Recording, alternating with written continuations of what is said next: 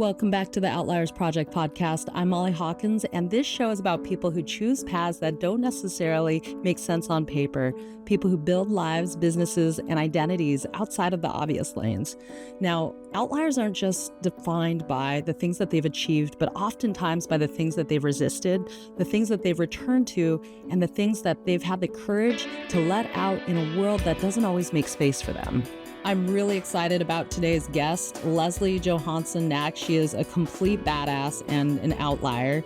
She is the author of books 14 and recently released 19, and has a number of other books. But they're two memoirs that explore adventure, trauma, survival, healing, and they're just wild. The theme throughout all of her works is definitely resilience, but I guess think Cheryl Strayed times 1,000. She's lived more life than most, and she is a true outlier. And I was so honored to get a chance to visit her over on the Washington Peninsula and sit down with her. Thank you, Molly. It's so great to be here. It was so great to meet you at the conference. Well, I'm happy to be here out in the beautiful Pacific Northwest with you.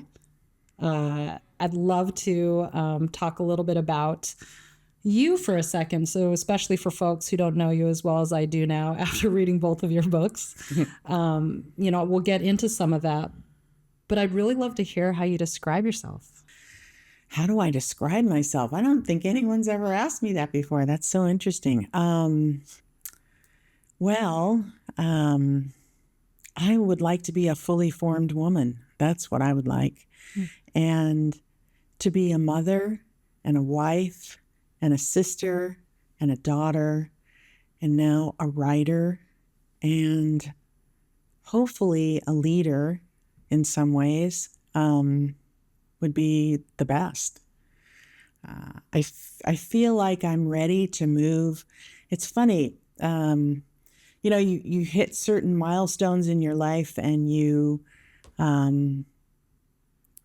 like when I became a wife, and then I became a mother, and you're moving up the ladder of learning and understanding things. And I knew I would always write, and I was waiting for that moment when I could be a writer, because it felt like once I started writing, then I would finally be who I really am. So I guess I would describe myself as a writer, an author now. Why write? I guess why now? Was there a moment when you realized that your story wasn't just something that you lived through, but something you needed to share? Well, I don't know. I think I always knew I would write. I've always been writing stories. I've always had a diary. I've always wrote poetry. When I was younger, I knew that I would write this story someday.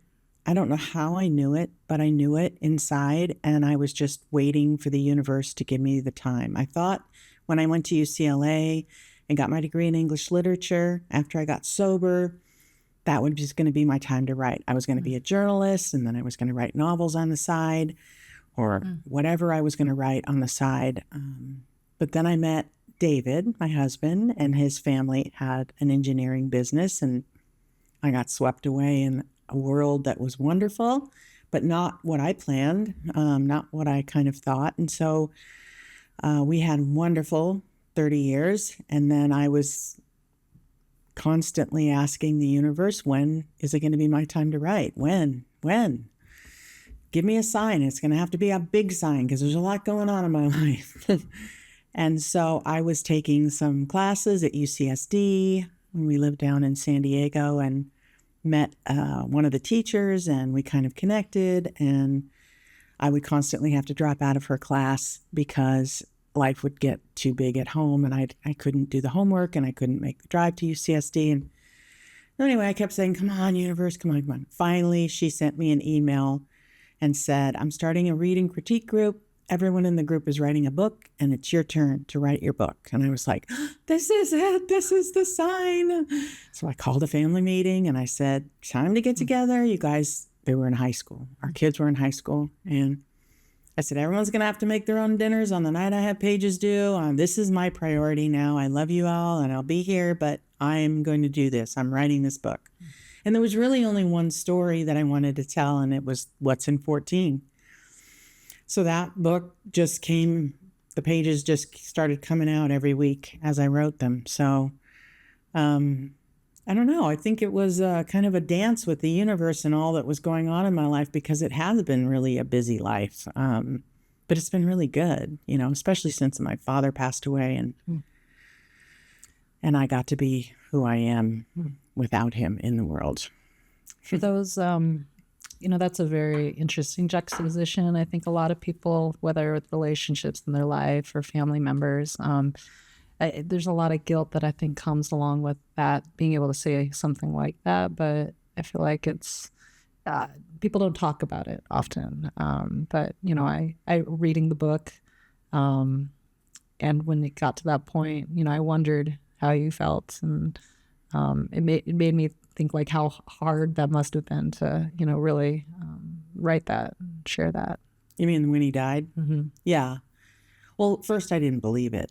He was such a large person in my life. He was everything, and everything I fought against and everything I hated and everything I loved too. It was very confusing. So when he died, it was like hitting a cement wall. It was like, how can I be in this world without him? How can I exist? Who will I be? What will I become if I'm not in opposition to him? And because at that point it was total opposition to him. And I kind of fell apart before I could put myself back together again. Now, for folks who don't know what 14's about, I don't know if you could sum it up in a haiku, but could you just give them a little summary? It's the coming of age story of a father and his 3 daughters who live on a ranch in Northern California, and he dreams of taking his family and sailing around the world. He's Norwegian. He immigrated from Norway. So he has a different perspective on life. So we sell the ranch and we buy the boat, and we spend 2.5 years getting the boat ready, learning how to sail it. My mother is not invited. They are divorced. They are not getting along. It's just going to be us 3 girls and my father on the trip. And our first stop is going to be the South Pacific. And so he wants to teach us. I was 12 when we bought the boat and 14 when we left for Tahiti. And the story is really a coming of age story, but it's also a story about adventure and life and death, and also family dynamics, mental illness. My mother suffered from mental illness, manic depression, now they call it, but back then there were other diagnoses. My father, he was abusing. I was like the favorite, so I had all that to deal with. So there's a lot of layers to it, and I kind of tell the story in a novel format where I take you along on the journey that I went on as a young girl.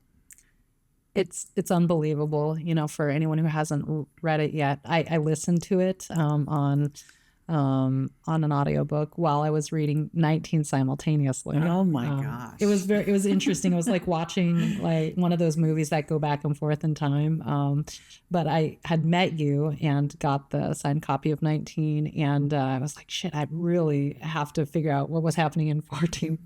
So it was a funny experience. I just was determined to get the story. Yeah. Kind of. When I would commute into the city, I would listen to the audiobook, and then in the evenings I would read the chapter out of 19. And I just, like I said earlier, it's unbelievable that you made it through that experience. And I'm curious, of those early life experiences, what part of those experiences are still with you and have really shaped you and become a part of you?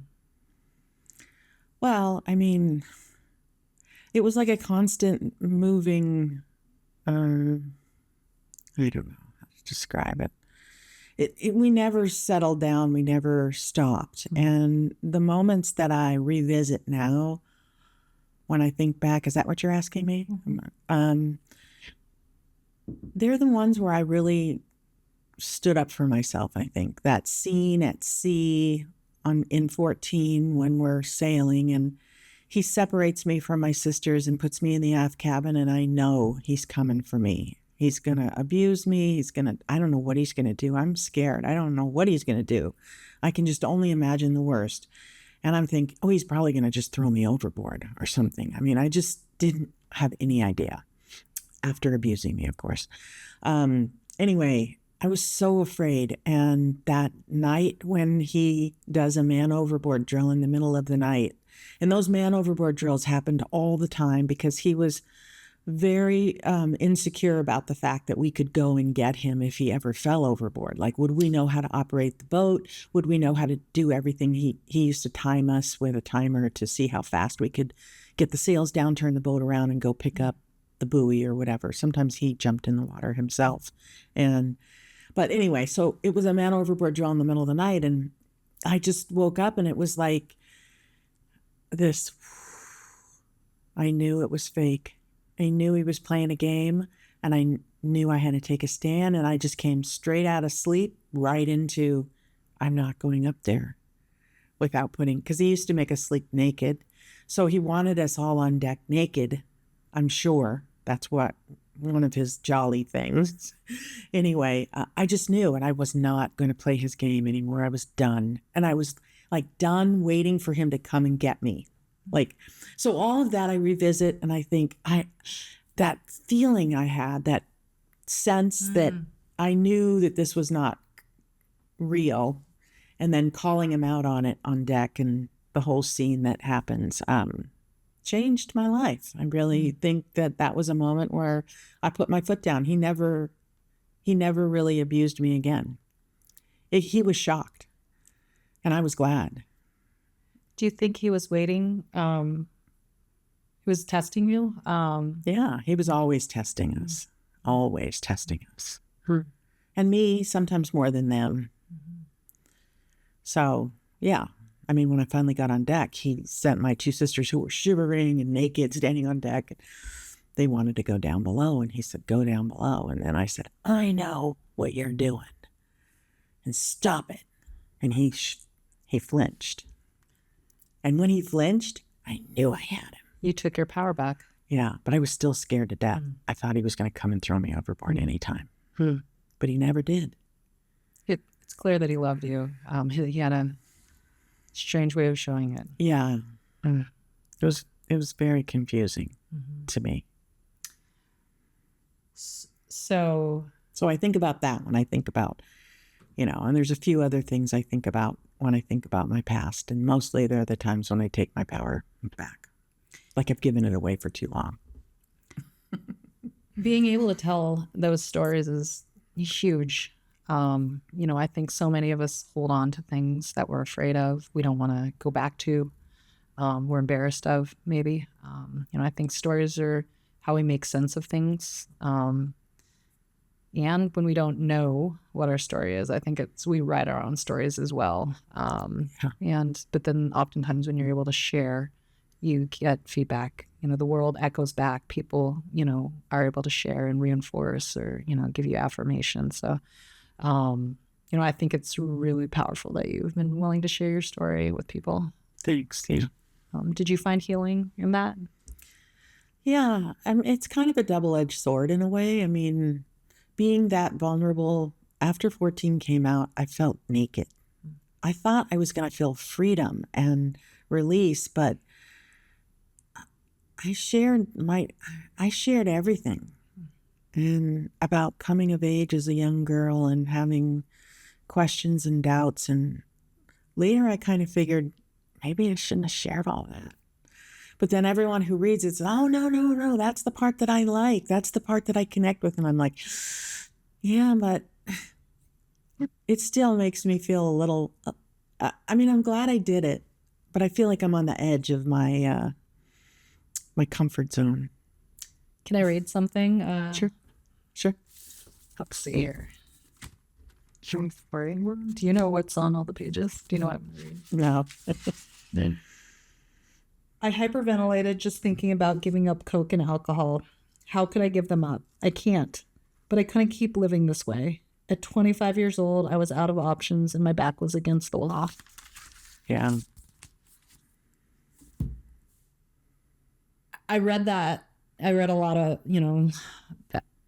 parts of the book that I was like, I've never been in that same situation per se, but I know that feeling of feeling like your back is up against the wall, you have no choice, or you have, a 500-pound gorilla standing on your back. Yeah.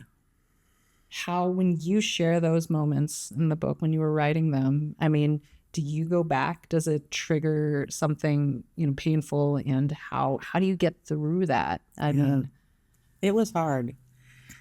I had anxiety attacks. I had moments when I really questioned whether I wanted to go there all the way again. I've been doing therapy for a lot of years, but we haven't been dealing with specific situations like scenes that I would write and stuff, just trajectories in my life and how I'm dealing. Anyway, therapy is a different way to deal with it than writing and putting myself through the experience again. That's a whole nother layer of, but I had to go back into therapy when I was writing it. It was like I was writing pages and I was sending them to my therapist and I was sending them to my editor, and then I would have my therapy session, and then a few days later I would talk to my editor, and she would be, okay, we'd talk about writing, and this would talk about me processing what happened and the pain that I was in, and, the pain I was in back then, and the triggering of the pain back then, because that moment was a defining moment in my life. I had to make a decision. I couldn't go forward and I couldn't stay where I was. I had to do something else. And I had no idea what the answer is. And when you get to a point where you're like so lost that you can't go forward, you can't do what you're doing, and you don't know what you're going to do, it's a moment, a come to Jesus moment. I think that's what they call it. Even though, I don't know, I wouldn't define it like that. But I think I did, because I had a lot of spirituality in my life. I feel like my mom did us a real favor by not raising us Catholic. She was Catholic. She's recovering Catholic. She never did that to us. And so my connection was always the spirituality of it, was the ocean. She was my friend. She was my love, my connection, and the forest.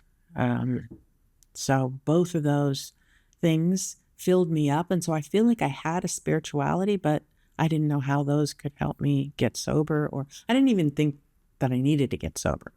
It's so funny when you're drinking and using it, you're at the end emotionally. It's like you just don't, I just never thought.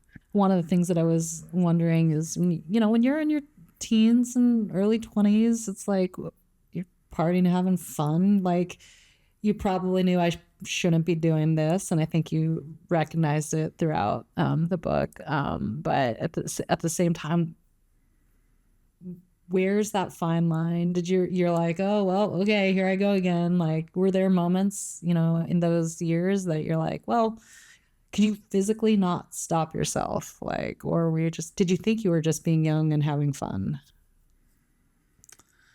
Maybe a little bit. I was running from a lot of pain inside. I hadn't really talked to anyone about the abuse my father had perpetrated on me. And I was kind of running from that. And I was running from, the fact that I loved him and hated him. And he was gone, and I didn't know who I was or where I was going. And so much had happened in my life already. Like, I feel like I was on, warp 5 for the first 19 years of my life. There was never really a time when nothing big wasn't happening.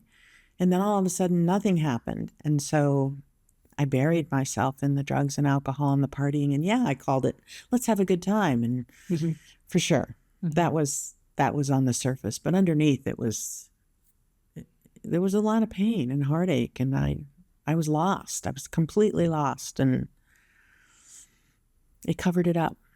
You were talking about how the ocean and the forest were your friends. Do you think it's because they didn't need anything from you? I think that's probably a good way to look at it, yeah. And they filled me up. and I needed that. I needed that goodness, the goodness and the belief in something good in the world and natural and wholesome and positive and something that didn't, require anything from me. That's probably a good way to say it. Yeah. It comes from my own self-reflection and things in my life for sure. But I'm, I wonder, I think about why nature people have such a connection. You spent a, do you currently sail actually? Well, we just sold our boat just recently. You did? But Okay. yeah. Okay. It's been part of your life since. Yes. Okay. It is. It is very close to my heart. Yes. Yeah. I've thought about my own experience and connection with nature and the outdoors. And it's been a thread that continues to reappear in different ways. And when life gets crazy, we yearn for, getting away or escape.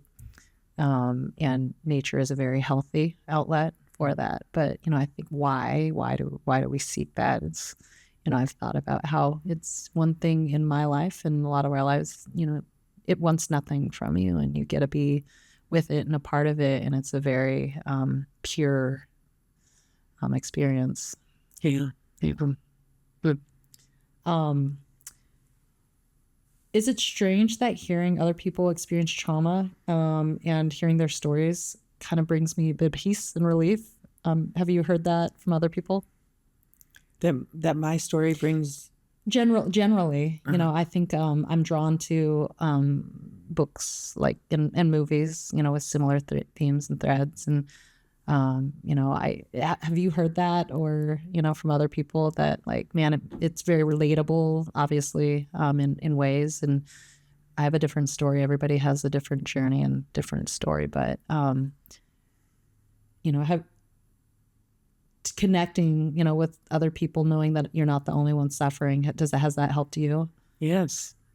I'm drawn to stories of overcoming and connection and a belief that we're not here to be abused or to abuse other people or anything. And we want to connect. And I do feel closer to people who share their truths, for sure. And I think it's the human condition, right? Isn't it?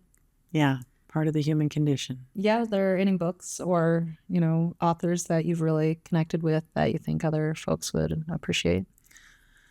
Well, I'm trying to read in my genre all the time because there's so many good memoirs out there. If you're into story. So Stephanie Thornton Plymale's book, American Daughter, really moved me. Kiese Lehman's book, Heavy, really was good. I loved, I can't think of her name right now. Darn it. Well, the authors that really got me started thinking that this is what I would write are, of course, Jeanette Walls, Mary Carr, and Cheryl Strayed, all back in the early aughts or whatever. I was very moved by their stories and their truths. What's her name? Stephanie Fu? Anyway. If I had internet right now, I would look it up. Well, I could have given you internet. Anyway, I can't think of the name of her memoir, but if I had my phone, I could look it up. Anyway. I'll put it on the screen and add it after. Okay. Yeah. So what did you learn about yourself in the writing process? That I really don't know how to hold anything back. That if I'm going to write something, I'm going to write it all the way. And sometimes I think I wish I could pull back a little bit, but that also that I love to write, but that I need space and time and inspiration to do it. It's not just something I can decide to do. I'm not like a writer who can just sit down and start writing stuff. I have to really feel like I'm inspired by something. It's, at least so far, that's the 3 books I've put out. That's the secret sauce for me, is I have to be super inspired and feel it inside. Yeah, I mean, yeah. Was there anything that you couldn't write about? There are a few things I took out of 19. They were in the first few drafts, and I would lay awake at night and think about it being out in the world, and I would think how I felt after 14. And I thought, I'm going to save this for me. This doesn't have to be shared. So I didn't. And I think it's okay for me to keep some of it for myself, because I've given an awful lot. I've given almost all of it. And even though there are some little nuggets here and there that I didn't share, it makes me feel a little bit more powerful. Like it's still mine. It's not all yours. There's still some of it is mine. And I like that. Do you ever think that there'll be a 25 plus or 30? No. Okay. I mean, we all know how you turned out. Yeah, right.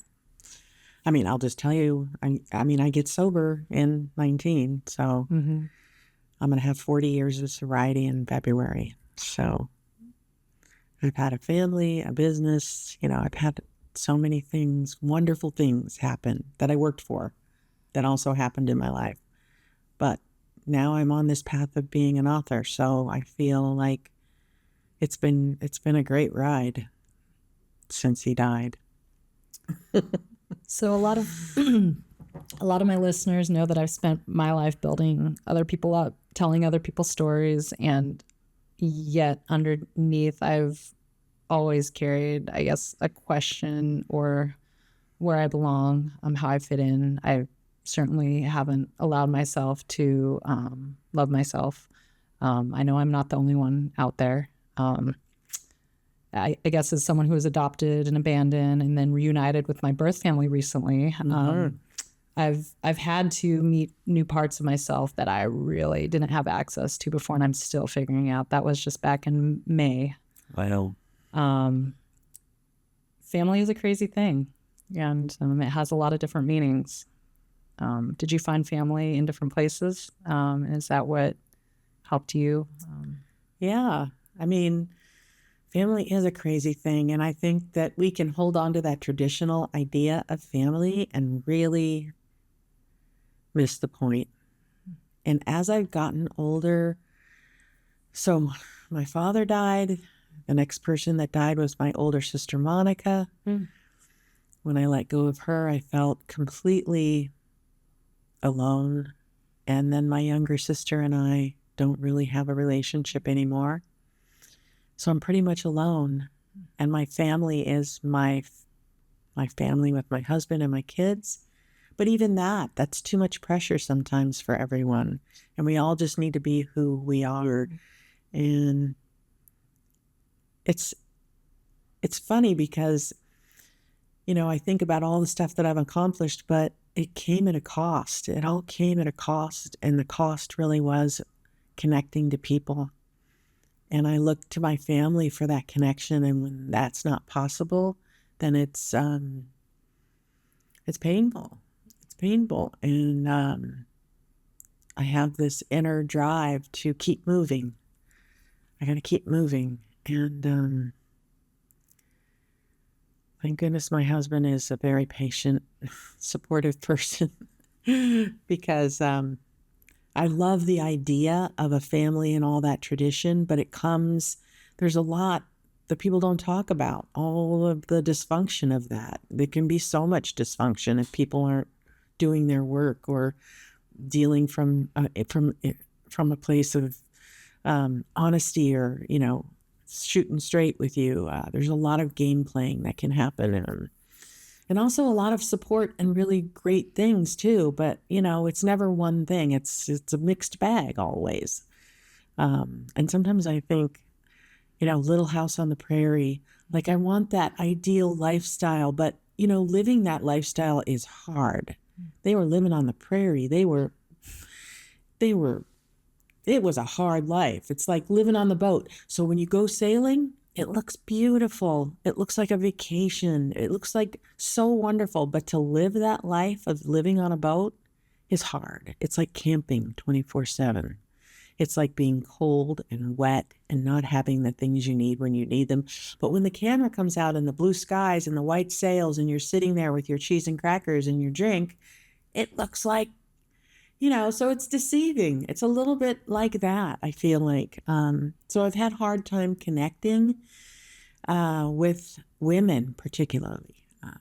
I just seem to not be able to have long-term meaningful connections with women. And I don't know what, I keep waiting, what universe, what is, this is the latest thing I'm tackling personally in my own evolution. It's like, what is it about me? I can't really connect. Do I overwhelm people? Am I too, I have all these questions. So anyway, I don't know what the answer is, but I'm on the path of discovery. We all are, I don't think there is any one right answer. And, I've actually, same thing. And, I've talked to a lot of young women, and I just turned 43, and older women. I wonder, things have changed so much. We've been injected into this world where we have independence. We are at, we do have a seat at the table, maybe a table of 10, we have a seat, but right. We have a seat, and, I wonder if it's, just because there is only a seat at the table, that we're all competing against each other, and there's a subconscious, competition. Or I think I always blamed, or I always thought that it was because I didn't have my mother, and I had a great family and I had a mother. Subconsciously, I felt disconnected from, that female connection. Or because I didn't understand it, because I couldn't feel that love that I wanted from my mom. I never let that kind of feminine, connection in, maybe. Yeah. I don't know. So that resonates with me for sure. And you're not the only one, and your journey might be different, but, I definitely have felt that. And I've heard it from other women as well. Yeah. So when I see those posts where all the girls go off on their weekend to do their thing, and it's like, I want that. But, do you? I mean, maybe, I want that, like the picture looks, not the reality of that, but maybe how the picture, it's like sailing. You want the picture of how it's sailing, but not the reality of living aboard a boat. I don't know. I struggle with that. feel like, oh gosh, I'm terrible with sayings. I'm like Tim the Toolman Taylor, and when he messes, he tries to requote something, and I mess it up every time. But there's something about you gotta experience the rough stuff in order to really appreciate, the good.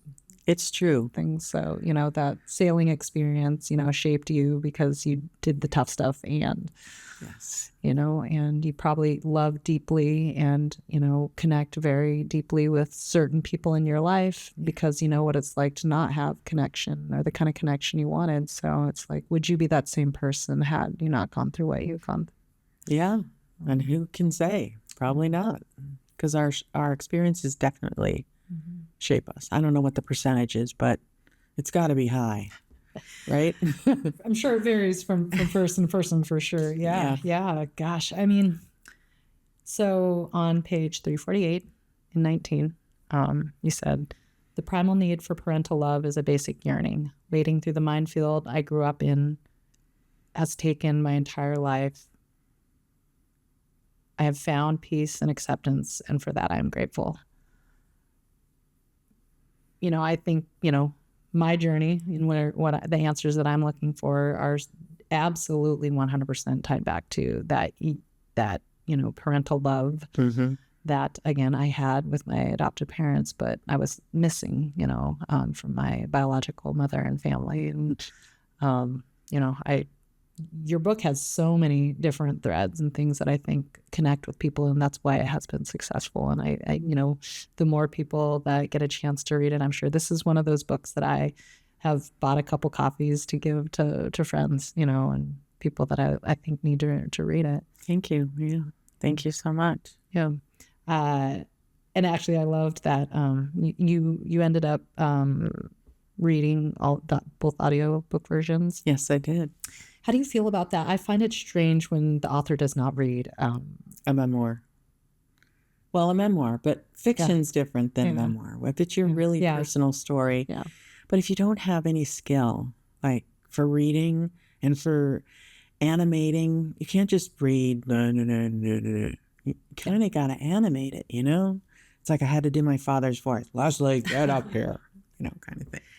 Did you have to take did you get coaching for reading? No. You just read it in the home? I just read it here. Oh, cool. We set up a studio here downstairs, and I read it here. My mom used to read to me when we were little. She used to read us poetry when we were in the tub, and she used to read us stories. And she was always, it was fascinating the way she read. We used to sit around the chair, and she read Dove to us. And she did all the voices, and she was animated in her talk, and it was just, her eyes were bright, and it was just so engaging. And I kind of tried to channel her a little bit when I was reading the book because she did such a good job reading. I was rooting for your mom. Were you? Mm-hmm. I was too. Deep down, I was waiting to see that turn a little bit. I thought she was going to come in and save the day. Well, she did save the day twice. She did. But in the end, she ended up opting to take what they call the easier, softer way. In my opinion, anyway, as her daughter, I felt like I missed out on the mom that I wished I would have had. Mm-hmm. Somebody that could have stood up for me and stood up to my dad. And I know that he was very powerful, and not very many people could stand up to him.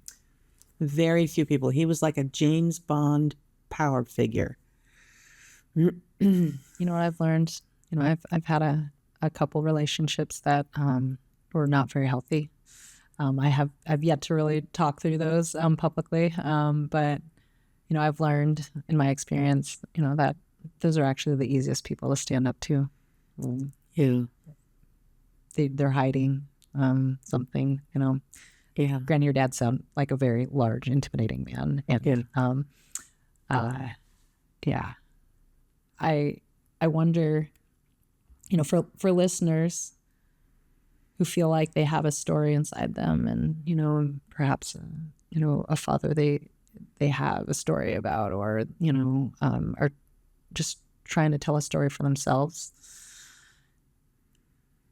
I wonder, how do you move from the feelings, to a finished page? I guess what's your process? What was the process? You were kind of pushed. You obviously started to get involved. You have a writing degree, but I think something really clicked for you that allowed you to start getting it on page. Was it just a discipline and a practice?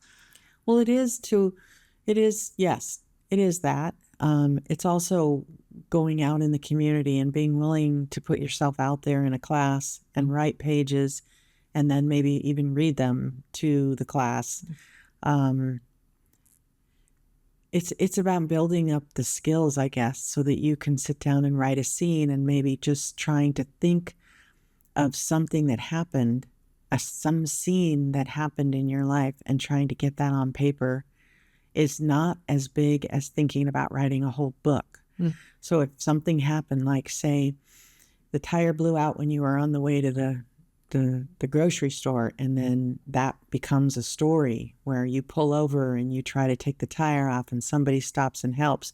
Just writing those stories and describing where you are and giving dialogue to whoever is in the scene, describing them with a brushstroke here or there so you can be grounded in the scene. Just trying something like that, I think, might be the beginning. And there's so many online classes now. online memoir writing classes. There's certificate programs. There's all kinds of resources, especially since COVID. I know of a couple really great teachers who teach online, and then a couple really great teachers who teach in person too. So, and we'll teach online. So, yeah. Do you think you can tell a story about anything, or at what point should someone be like, maybe this is something I should... No, I think you should tell whatever's in your heart. Whatever is, weighing on you. If you just want to see how creative you can be, then you can just try to pick a story that happened recently that doesn't really have any emotional charge. And then if that really works out and you can get that honed into a scene of 2 pages, 3 pages, whatever, then you can go for maybe a little more of an emotional story where you stood up for yourself maybe, or try to come from a place. I was trying to come from a place of remembering that I'm the winner here, that I'm the success. And I mean, I did it. I lived through it. I stood up, and now I'm writing about it. It's like there's some power in that. I don't know who gets to know any of that. I've never said that out loud before. But there is power in that. There's power in knowing that you can process all that and get it on the page, and someone else could feel the same thing you were feeling at that time, if you take them through the steps of the story. So there are so many ways to storytell these days. Social media, YouTube, podcasts. But there's something romantic about and permanent about writing a book. Do you think there's something different about writing books or writing in that truest form? As opposed to the other formats? Yeah, for storytelling and connecting. Well, I mean, it's more traditional, and I think, I think the videos are going to last. Don't you think those are going to last? There's so many servers. Yeah. It's like we're going to have all these videos, and maybe that's going to be the engaging. I have Marco Polo. Do you have Marco Polo? It's an app where you can send videos to your friends instead of writing an email or texting. You can just record, what's happening in your day. So I have a Marco Polo account, and I send it to a friend of mine, Anita, and we talk back and forth because we're both pretty busy, and I can do it while I'm driving. I can do it at my computer. And I have all these videos now from several years, and I think, what's going to happen to all those videos? I should get those downloaded. Yeah, it's interesting. When I was with my mother for my adopted mother for the last, we went to Europe for a month, and she's 82, and I'm like, what? I have to experience this with my mom and see how we travel and have some really intimate time together. And while we were on the trip, every day we were recorded videos. And I asked her about her life story, and you should interview her. I want to. I have this whole kind of dream idea that I'd like to eventually kind of tell my two mothers' stories side by side, and perhaps weave my grandmother's story. And that's kind of what I'd one day like to find a way to write. And, my mother hasn't shared, my biological mother hasn't shared all of the details with me. I've found a lot of stuff about our story by way of my other family members. She doesn't know yet. But I think I read, kind of, and heard you talk at the PNWA conference about your relationship with your family when you decided to publish the book. And so I actually asked my mother if she would be open to me sharing our story, and if she would be willing to share more. And she gave me a hard no in the moment. But I'll work on her. We're still getting to know each other. Yeah. And sometimes you don't need their approval. I mean, I have my version of the story. Is your truth, and you don't need permission to tell your truth. You don't want to do anything out of, hurtfulness or anger or anything. And if it never comes from that spot, then it's your truth, and you deserve to tell it. That's how I feel. Good. It's like, for my mom, she hardly did anything to help me out. So when it came time for me to write my truth, I was not going to let her railroad me because she didn't stand up. She didn't stick up. If our story were different, I may have listened to her, but I wasn't going to listen to her because she forsook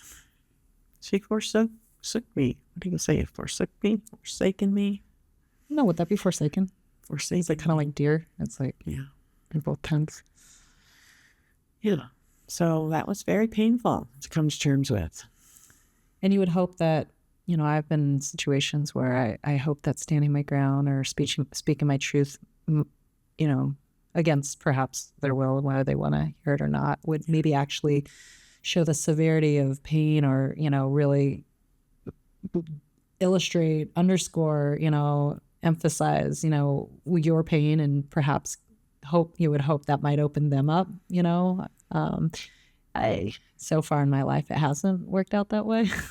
Well, I think they're from a different generation too. I think it matters the generation you're from. I think as we're moving forward, people are evolving. And I think that sometimes they don't have the tools to deal with what's happening in today's world at the speed at which it's happening. And the rest of us are all trying to catch up too. But I mean, if you're from that era, that's not how they talked. That's not how they processed information. Yeah. Yeah. Oh gosh. There's so many things that I feel like we could, talk about. Like, I think about my connection with my adopted father, and oh man, there are things that you said, I am product of, I'm like 50% my dad, and, my stubbornness and like so many qualities, and came from him, that I'm very grateful for. And also my temper and, kind of certain things that also I'm not, that didn't serve me, came from him as well. And, and I think so much of the things that I did when I was young, or, even as a young adult, were to try and, fill the void of what I didn't get from him, or, again, my birth mother, the things that you don't have. It's like we go to this kind of polar, opposite end of the spectrum to try and fill those gaps and those voids. And to the point some people don't get there, but you realize, oh, well, that didn't work. Yeah. So try something different. Hopefully get on a Well, you just reminded me, because I am how I am today, but this is not how I was back. We're all evolving. Like when I first got sober, I was so much like my dad. I was angry. I was outspoken. I would run you over verbally, emotionally. I was just on a rampage. And I had to learn how to pull back and not do that. Like they used to say, I had a black belt in mouth karate, because I could rip you to shreds in less than 30 seconds. I could just cut you down. And I had to stop doing that. And it's been a lot of years since I did that. But I think my younger sister and I share that tool. And I think we've both given it up because it doesn't serve you, but it doesn't serve me. But it's an evolution thing. It's like you do it enough. You do all that behavior that you inherit from your parents enough. And then you're like, this isn't working for me anymore.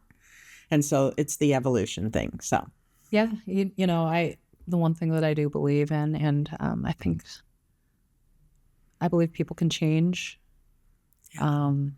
If they really want to. They have to want to. Really want to. It's hard. And then I wonder, I've seen myself change. I'm not proud of certain things that I've done in my youth or as an adult. And I just remember some of my behaviors when I was much younger, when I was grappling with a lot of things that I didn't understand at the time. And I'm like, I dissect, my brain doesn't let me not think about like why, how was I able to kind of overcome that, and what wasn't. And I think it's the people who model good behavior, that, make time, who care, that, I think that is how I ended up where I'm at. I am why I'm the person I am today. And, again, that's kind of why I like to be able to share these stories and connect with people for myself and, use my network and be able to take these people I have access to and share them with other people. I know, it's great. I've listened to several of your podcasts. They're really great. Thank you. Yeah. I hate hearing my voice, but I enjoy so much of the conversation that I'm willing to put myself out there. It's awesome. Okay, so before we close, I have a couple questions. Okay. When can we expect a movie? Don't tell me you're not working on a movie. I think it would be great to have a movie, but I have no access to anyone. I thought about writing the screenplay, but that is, as much as becoming an author is a lot of work to become an author, it's as much work to become a screenplay writer. I mean, it's a whole world all on its own. So what? I've been playing with AI lately. Have you? Oh, yeah, you could. Oh, maybe AI could help with that. I hadn't even thought of that. Just thinking out loud. If you don't write the book or write the movie, I have no doubt somebody's going to approach you about it. And if really, well, I hope that's true. I don't have the resources. I've never written a movie, but I know a couple people that I could reach out to that know the people. Nice. I would watch the movie for sure. I would too. Yeah. People have asked me who would play me. I was just going to ask that. I know. Oh my gosh. If you can have anybody. Yes. So I can't. Can I get out? Yeah, absolutely. Okay. Let's see. Okay, since we're looking stuff up now. Oh boy. Joey King. Who's Joey King? Or Grace Van Patten. She might be too old, but she looks young. They're young actresses, up and coming actresses, I think, that are really going to be amazing as they mature in film. I think I would be honored if they, And then the other question people ask is, if you had to describe 19 in terms of a movie that we've seen, well, how would you describe it? Like, to cover and I'm like, there's so many themes in it. So this is what I came up with. The Edge of 17 meets 28 Days, meets Wild, meets One Flew Over the Cuckoo's Nest. Wow. That's a lot. Yeah. That's why this movie is the book is so powerful. And I see it, translating really well to a movie or a series. Only 14, 19. Yeah. I think it would be, yeah. Yeah. I would follow Leslie's story. So I want to reflect back on what I'm hearing in your equation. I don't think being an outlier is an equation, but there is something, there's a thread and there's something consistent, I think, with the folks that really do stand out. And, a lot of people experience trauma or go through really tough things in life, and they don't make it out okay. And they certainly don't achieve, success in the way you have. You have a family, you've written 3 books. So, by all accounts, you are an outlier. Do you want to play a game? Sure. Okay, complete these sentences for me. Okay. Something you would tell 14-year-old you. I guess answer the questions. Hang in there. It's going to get better. You're most proud of.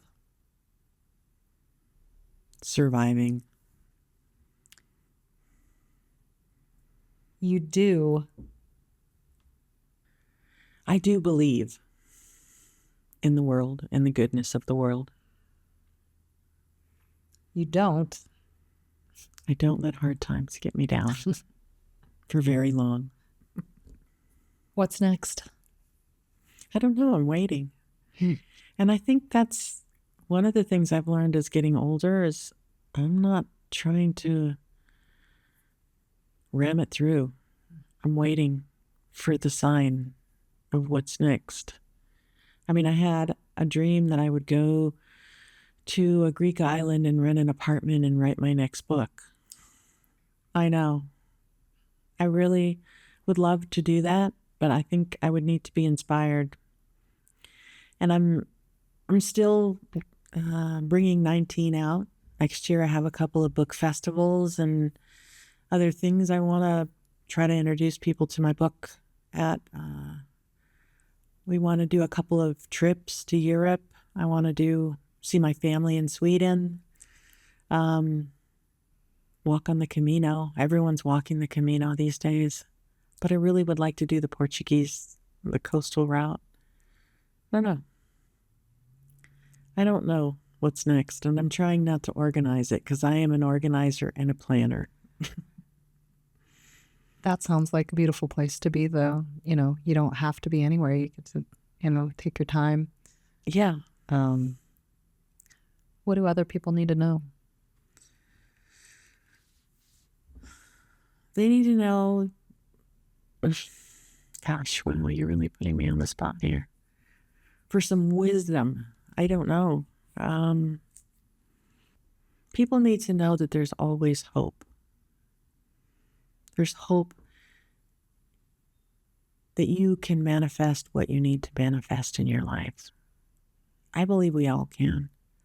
We just have to be quiet enough at times to follow the signs. And sometimes we run right over the signs. And I think I've done that my whole entire life. And now I am more in touch with paying attention to the signs and the opportunities that present themselves. I think we all see the signs, but we choose to ignore them if we're not ready. Yes, I agree. Well, looking at where you are now and the stories that you have shared with us and the impact you've made and will continue to make, the big question, would you do it all over again?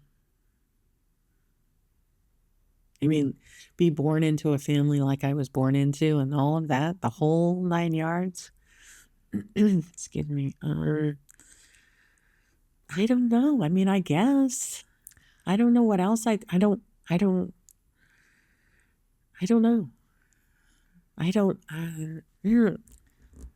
It was hard. It was really, really hard. But it made me dig in, which made me a certain person later. So it all kind of is connected. And yeah, would I do it again? Well, if I wasn't going to do it again, do I get to pick the new way, or is it just roll the dice kind of thing? Because it could be way worse. You spun that really well. I have no idea.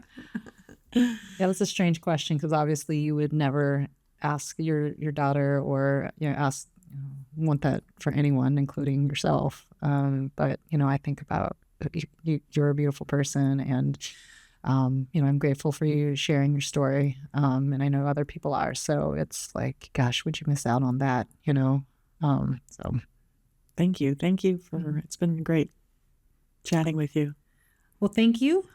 Your openness and your strength, I think, remind me and remind us, anyone carrying a story that, and anyone who is listening, navigating, similar questions, trauma, sense of belonging. It's slow work.